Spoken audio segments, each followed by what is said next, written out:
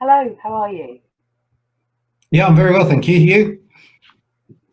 Um, yeah, I'm really grateful that you to do this interview because actually I think that this is by far the most important interview that we've had so far. Manfred, I'd love it if we could start with a little introduction about who you are and when you moved to Stroud and sort of what you do and just a little bit about yourself, please. Yeah, sure. I moved to Stroud 11 years ago. People know me as Manny. Um, yeah, and I work as a forklift driver. And sorry, what else was it you wanted to know? Okay, that'll do. That'll do. Okay. Um, Now, there was a post that we got to know each other because there was a post on Stride Against Racism. And Yeah. that post was about the vote in Parliament around the implementation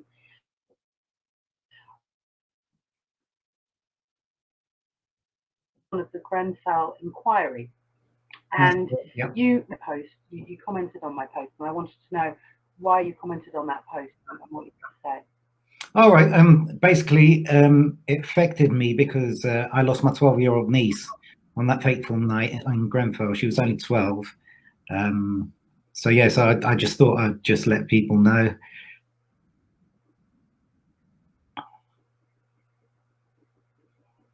You wanted to Yeah, just letting people know, and also yeah, that you that wanted to get some information out there, didn't you? And yeah, that's correct. And also, I do fundraisers to raise money for the local community as well, much needed funds. One of them being the Grenfell Foundation, which was set up as a request by the bereaved and the local community. So that's been going since pretty much the start. And also another one is called Kids on the Green. And from day 2 after the fire, there's a lovely lady called Zoe Lavac, and she just literally started it out in a park just to get kids doing activities, whether it was painting, doing holistic activities, the whole wide range. But now they've actually got premises, and they do so much for the local community, because obviously it's not just the adults that have been affected, the kids in the area have been so devastatedly affected, having seen that, and it wasn't covered for months after, so they had to walk to and from school after that, having see that every day. I'd really like for you to help other people to understand the realities of Grenfell in the way that you helped me to understand on the phone the other day, because a lot of the way that it's portrayed in the press is very distant. You know, it's very third party. And if you wouldn't mind, it would be, I think, really important for other people to hear your story. Would you mind sharing your story with us? Yeah, sure. Obviously, this tragedy happened, so I shot straight down to London, because we for it was so it was so catastrophic that there was about 4 or 5 different hospitals that were dealing with the victims. So we in the first 2 days we were traveling around all hospitals about 3 times a day to see. But obviously, a lot of people didn't have their mobile phones, had no ID on them. That they would most people were in their pajamas. So basically, whoever got out with what they were wearing, and that was it. So there was no formal way of identifying them, and because a lot of people were unconscious due to inhalation of the fumes, it took days for people to find out whether their relatives were alive or not. We didn't find out for ages after that. Sadly, my niece didn't make it. And also, Um, yeah, and then it was through the tragedy. Unfortunately, I was still friends with him on Facebook, but obviously, since I moved to Stroud, it was hard to meet up with an ex-colleague of mine when we used to work as lifeguards as teenagers, just underneath Grenfell Kensington Sports Centre, and then he's now a firefighter. And on that night, they are the closest. North Kensington Fire Station is the closest one to Grenfell. So they were there within minutes, and he went up first of all to see who he could help and what they could do. But then he got to about the 15th floor, I think it was, and then the smoke got too much, so he had to run back down to get obviously his breathing apparatus. And that's when, as he was coming out, he bumped into my older niece, who said, "Oh, my 12-year-old sister's upstairs. She's on the 20th floor."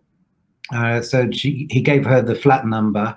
He got the apparatus and then went up with another colleague. They did a search, but by the time they got up to the apartment, the door was open before he got up there.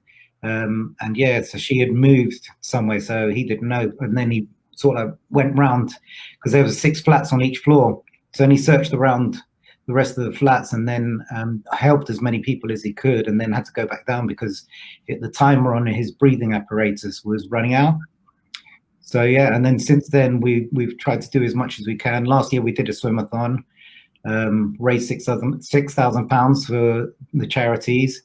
This year, on the 4th of October, I'm doing the virtual London Marathon, and then when it's allowed, we're doing the swimathon again as well. So yeah.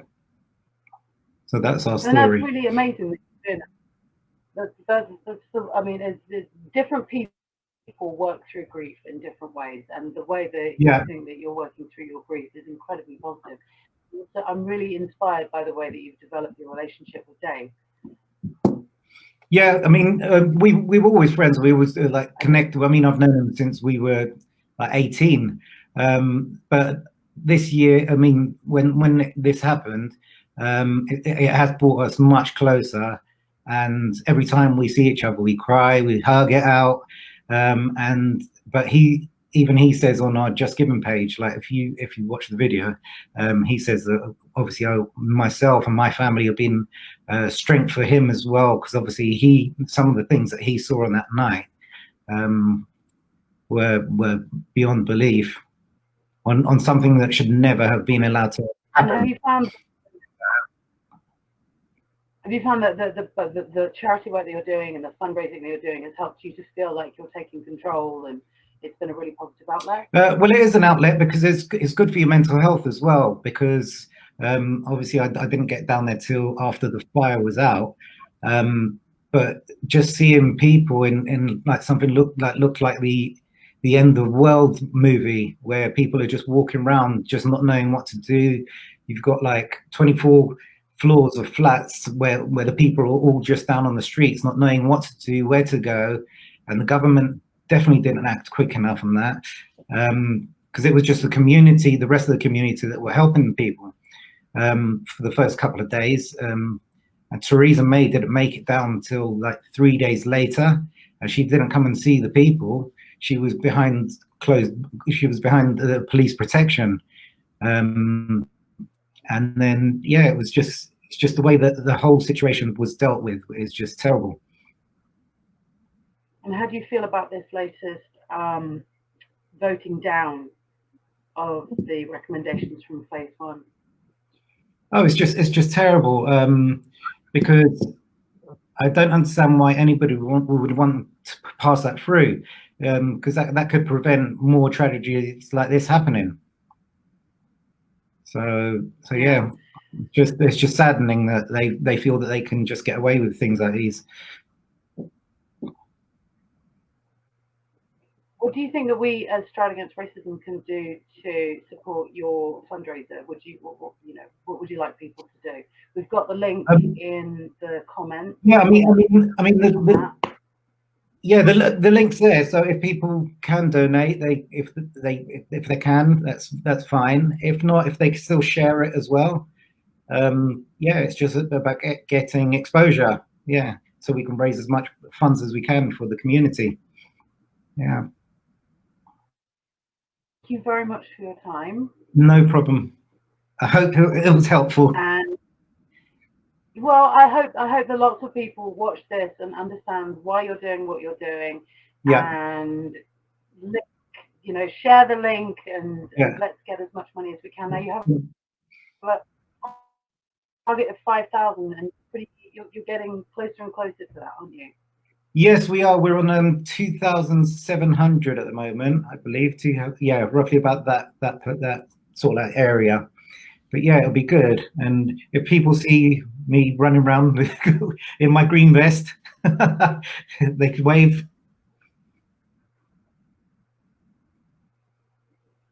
Yeah, absolutely.